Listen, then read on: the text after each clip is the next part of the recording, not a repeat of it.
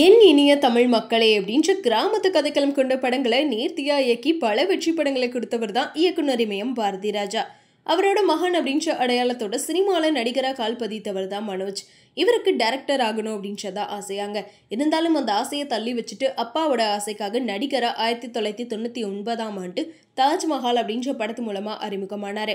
அதுக்கப்புறமா பல படங்கள் நடிச்சிருக்காரு. இருந்தாலும் அவரால் நடிகராக நிலைச்சு நிற்க முடியல. ஏன்னா மனோஜ் பாரதி ராஜாவுக்கு இதயத்தில் ஒரு பிரச்சனை இருந்துச்சு. அதுக்காக அறுவை சிகிச்சையுமே செஞ்சிருக்காங்க. அப்படி இருந்தாலுமே கடந்த ஏப்ரல் மாதம் ஹார்ட் அட்டாக் திடீர்னு உயிரிழந்துட்டாரு. அவரோட இறப்பு திரைப்பிரபலங்களை தாண்டி ரசிகர்கள் மத்தியிலும் ஒரு பெரிய அதிர்ச்சியை ஏற்படுத்தி இருந்துச்சு. ஏன்னா இந்த சின்ன வயசுல ஹார்ட் அட்டாக்ல இறந்துட்டாரு அப்படின்னு சொல்லி நிறைய பேர் அவருக்காக ஃபீல் பண்ணியிருந்தாங்க. அப்படி இருந்தாலுமே பையன் செத்ததை அப்பானால எப்படி ஏற்றுக்க முடியும்? அப்படிதாங்க பையனோட இறப்பு பாரதி ராஜா அவர்களை ரொம்பவே மனசளவில் பாதிச்சிருச்சு. ஸோ அந்த துயர சம்பவத்திலேருந்து வெளியே வரணும், மகனோட இழப்புலேருந்து மீண்டு வரணும் அப்படின்றக்காக பாரதி ராஜா அவர்கள் மலேசியா போயிருக்காரு.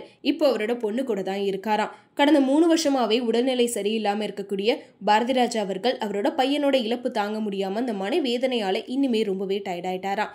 மகனோட நினைவால தன்னோட நினைவாற்றலை மெல்ல மெல்ல பாரதி ராஜா இழந்துட்டு வரார் அப்படின்னு சொல்லி அவரோட சகோதரர் ஜெயராஜ் ஒரு பேட்டியில் கூறியிருக்காரு. இந்த விஷயம் இப்போ சோஷியல் மீடியாவில் ஒரு பெரிய அதிர்ச்சியவே ஏற்படுத்தியிருக்கு அப்படின்னு தான் சொல்லணும். ஏன்னா பாரதி ராஜா அப்படின்னாலே இயக்குனர் இமயம் அப்படின்னு சொல்கிற அளவுக்கு பல ஹிட் படங்களை கொடுத்துருக்காரு. ஸோ அவரை பிடிக்காதவங்க கண்டிப்பாக யாருமே இருக்க முடியாது. அப்படி இருக்கப்போ அவரோட மகனோட இறப்புக்கு கூட நிறைய பேர் பாரதி ராஜா அவர்களை பற்றி ரொம்பவே கவலைப்பட்டு இருந்தாங்க.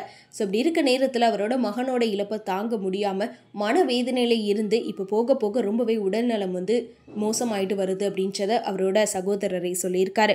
ஸோ இதனால ரசிகர்கள் எல்லாருமே அவர் சீக்கிரமே குணமாகணும், இந்த துயரத்துலேருந்து அவர் திரும்பியுமே நார்மல் ஆகணும் அப்படின்னு சொல்லி அவருக்காக பிரார்த்தனை பண்ணிட்டு வராங்க. ஸோ இதை பற்றி நீங்கள் என்ன நினைக்கிறீங்க அப்படின்றத மறக்காமல் கமெண்ட்ல சொல்லிடுங்க.